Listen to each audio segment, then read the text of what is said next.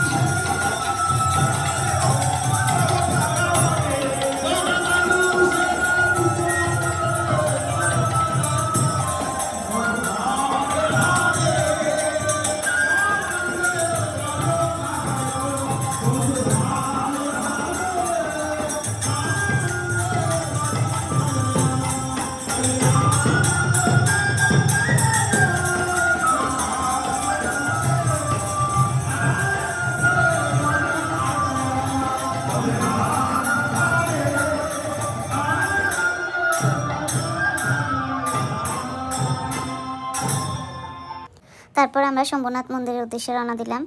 তো একটা টমটম নিয়ে আমরা সবাই টমটমে উঠে গেলাম, শম্ভুনাথ পাহাড়ে যাব ওই জন্য। তো আমাদের আগে আরও অনেক গিয়েছে, অনেক গাড়ি দেখলাম আর অনেক টমটমও দেখলাম। তো আমরা ব্যাসকুণ্ড, ভবানী মন্দির এগুলো প্রথমে দর্শন করে গিয়েছি, তাই এখানে আর নামলাম না। আমরা সরাসরি শম্ভুনাথ পাহাড়ের উদ্দেশ্যে রওনা দিলাম। তো শুনেছি টমটমটা নাকি একটা ব্রিজের নিচে গিয়ে দাঁড়ায়, মানে ব্রিজের মধ্যে গিয়ে দাঁড়ায়, এরপরে আর উঠতে পারে না। তো আমরা অতটুকু পর্যন্তই যাব, এরপর আমরা হেঁটে হেঁটেই যাব। তো সেদিন যেহেতু শুক্রবার ছিল, অনেক দর্শনার্থী ছিল আর অনেকগুলো বাসও এসেছে দেখলাম। অনেকে লাঠি হাঁটতে উপর থেকে নিচে নামতেছে, আবার অনেকে উপরে উঠতেছে। তো যেহেতু 3:30 4টা বেজে গেছে, তো চন্দ্রনাথ পাহাড়ে ওঠা তখন সম্ভব না।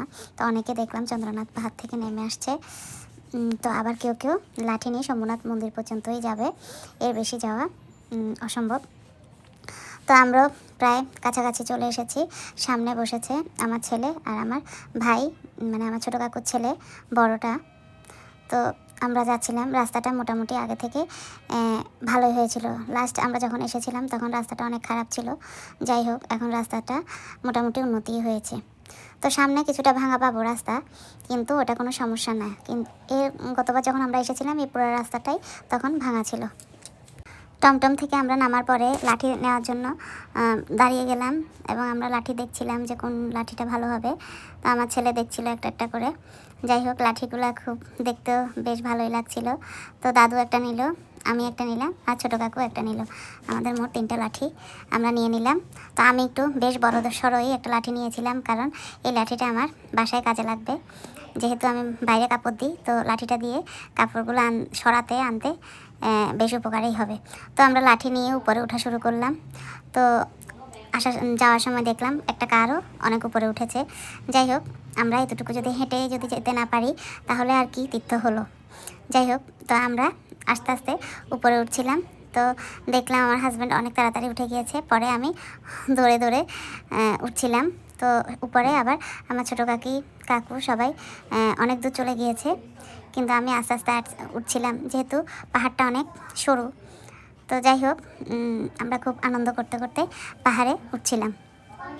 আমরা শেষবার যখন দোল পূর্ণিমাতে পাহাড়ে উঠছিলাম তখন রাতের প্রায় 3টা। তো চারদিকে শুধু হর হর মহাদেব চিৎকার করছিল, আমরাও করছিলাম, বেশ আনন্দ হয়েছিল। যাই হোক, ওইরকম করে যদি মহাদেব আমাদেরকে আবার নিয়ে যায় তখন ঠিকই যাব। যাই হোক, দাদু আস্তে আস্তে উঠছিল লাঠি ধরে ধরে।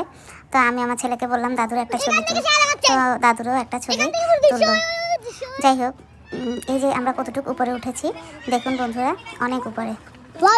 আরও উপরে উঠতে হবে। তবে মজার মানে একটা অলৌকিক কথা হচ্ছে, আমি যেতটুকু উঠছি আমার কোনো পায়ে ব্যথা নেই কিংবা আমার কোনো কোমরে ব্যথা নেই, সবই মহাদেবের কৃপা।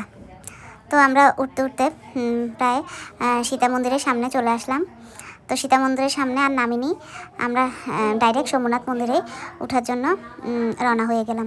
তো শম্ভুনাথ পাহাড়ের কাছাকাছি আমরা চলে এসেছি। তো সত্যি আসলে সব কিছুই মহাদেবের কৃপা, আমাদের একটুও দুর্বল লাগেনি। আমরা খুব আনন্দ করতে করতেই মন্দিরে উঠে যাচ্ছিলাম। তো আমরা যখন দোল পূর্ণিমাতে এসেছিলাম তখন কিন্তু অত কষ্ট আমাদের হয়নি। তবু একটু কষ্ট হয়েছিল যে রাতে তখন 3টা বাজে উঠছিলাম, একটু অন্ধকারের একটু সমস্যা হচ্ছিল, কিন্তু তবুও মহাদেবের কৃপায় আমরা লাস্ট পর্যন্ত চন্দ্রনাথ পাহাড়ে উঠতে পেরেছি এবং আমার হাজব্যান্ড, আমার ছেলে মেয়ে, আমি একসাথেই আমরা চন্দ্রনাথ পাহাড় মানে চন্দ্রনাথ মন্দির দর্শন করেছি। তো আমরা ভবানী মন্দিরে গিয়ে মা ভবানীকে দর্শন করলাম আর কিছু ছবি তুললাম, ভালোই লাগছিল মা ভবানীর সুন্দর চেহারা দেখে। তো পরে আমরা ওখানে একটা মহাদেব মন্দির আছে, ওখানেও আমরা দর্শন করলাম। দর্শন করে আমরা সোমনাথ পাহাড়ের জন্য রওনা দিব। এমন সময় দেখি ঢাক ঢোল বাজিয়ে হয়তো অন্নপ্রাশনের জন্য অনেকে এসেছে সোমনাথ মন্দিরে। আর ওই দিন মনে হয় অন্নপ্রাশনের ডেট ছিল, তো অনেককেই দেখলাম ঢাক ঢোল বাজিয়ে অন্নপ্রাশন করাতে। যাই হোক, আমরা সোমনাথ মন্দিরের একেবারেই কাছাকাছি চলে এসেছি। তখন প্রায় 4:30 থেকে 4:45 এরকমই বাজে। যাই হোক, আমরা উঠে যাচ্ছিলাম আর অনেকে নিচে নামছিল লাঠি নিয়ে নিয়ে। ওরা হয়তো চন্দ্রনাথ মন্দির দর্শন করে সোমনাথ হয়ে তারপর নিচে নামবে। তো যাই হোক, আমরা তো সোমনাথ পর্যন্তই যাব, এর উপরে আর উঠবো না। যদি মহাদেব কোনো দিন নিয়ে যায় আবার তখন যাব। তো আমরা যখন গেছিলাম তখন সোমনাথ মন্দির বন্ধ ছিল, তো পরে খুলে দিয়েছে। তো আমরা সোমনাথ মন্দিরে দর্শনের জন্য ঢুকে গেলাম। তো আমরা যখন নমস্কার করছিলাম, প্রণাম করছিলাম, তখন আমার ছেলে ভিডিও করছিল। আর এই মন্দিরে শিব চতুর্দশীতে আর দোল পূর্ণিমাতে ঢোকার জায়গা থাকে না, বিশেষ করে শিব চতুর্দশীতে ঢোকার তো কোনো জায়গাই থাকে না। যাই হোক, আমরা খুব সুন্দর করেই আজকে মহাদেবের দর্শন পেলাম, এটা আমাদের ভাগ্যই বলতে গেলে। আর শিব চতুর্দশীর দিন যারা দর্শন করতে পারে অনেক কষ্ট করে, তারা অনেক পুণ্যের ফলে মহাদেবকে দর্শন করতে পারে।